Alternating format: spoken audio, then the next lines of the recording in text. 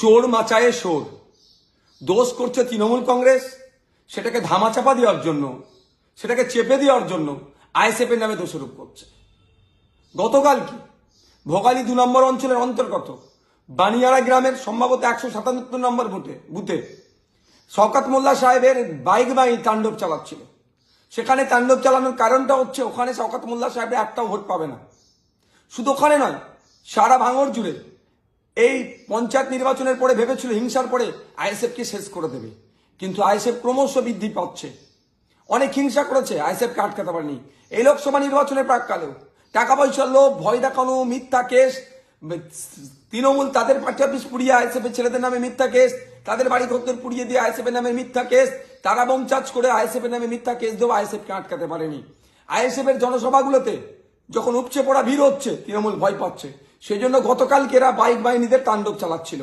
Bike বাহিনী যখন গ্রামে ঢুকে বোমাবাজি করছিল, আইএসএফ কর্মী সাধারণ মানুষকে বিতস্তত করে সন্ত্রাসের পরিবেশ কায়েম করে যাতে এরা ভোট দিতে না বার হয়, যখন এই ভয় দেখাচ্ছিল, আইএসএফ এর কর্মী সমর্থকদেরকে ভয় দেখিয়ে চমকানো ধমকানো যখন চেষ্টা হচ্ছিল, আমাদের পক্ষ থেকে অর্থাৎ আইএসএফ এর পক্ষ থেকে লোকাল প্রশাসনকে জানানো হয়েছিল এই বাইক বাহিনী এইরকম বোমা চার্জ করছে, এইরকম অন্যায় করছে।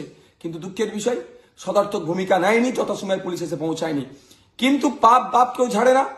এদের পাপ করছিল, এদের ছোড়া বোমে, এদের বোমেতে এরা আঘাতপ্রাপ্ত হয়েছে।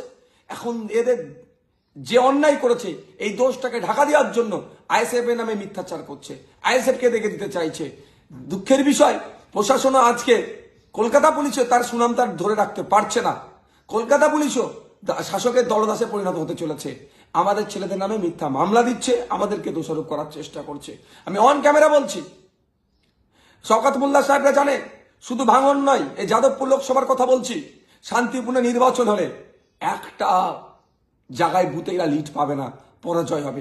সেই জন্য পরাজয়ের ভয়ে আইএসএফ এর কর্মীদের উপরে মিথ্যা মামলা দিয়ে যারা কর্মীরা যাতে না বুথে বসতে পারে, সেই জন্য এইগুলো অন্যায়গুলো করছে আর আমাদের নামে দোষগুলো চাপিয়ে দিচ্ছে।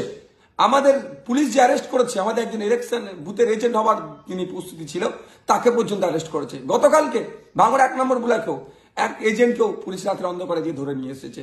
অপরাধটা কি আমাদের? আমরা আইএসএফ করছি কেন? আমরা যদি সবাই তৃণমূল শাসক দলের নাম লিখিয়ে দিই, আমাদের থেকে ভালো ছিল আর ভাঙড়ে বা সারা পশ্চিমবাংলায় খুঁজে পাওয়া যাবে না। কিন্তু আমরা ন্যায় প্রতিষ্ঠা করতে নেমেছি।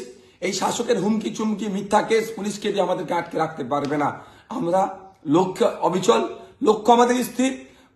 তৃণমূল মুক্ত ভাঙড় করব, দুর্নীতি মুক্ত ভাঙড় করব, তৃণমূল এবং দুর্নীতি মুক্ত বাংলা করব।